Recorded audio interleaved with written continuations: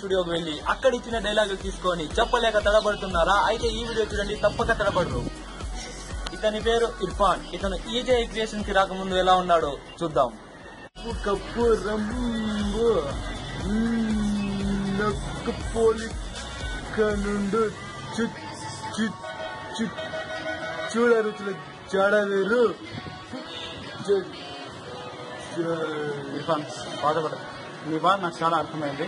నువ్వు EJ creations వెళ్ళు, నువ్వు తడబడటం మర్చిపోతావు, సరేనా? All the best. ఇప్పుడు చూడండి ఎలా చేస్తాడు. ఈ పద్యం చదవనంగా. ఉప్పు కప్పు రంబు నొక్క పోలిక నుండు చూడ రుచుల జాడవేరు. పురుషులందు పుణ్య పురుషులు వేరయ్యా, విశ్వదాభిరామ వినువరేమ. ఈ నీళ్లు తాగు బాబు. సార్ ఎలా సార్ ఈ సాధ్యమైంది ఈ విజయాలు? బుక్ చూడకుండా ఏ ఏదైనా తడబడతారా? చూసి చదవడంలో ఏదో తడబడతారా మీకు?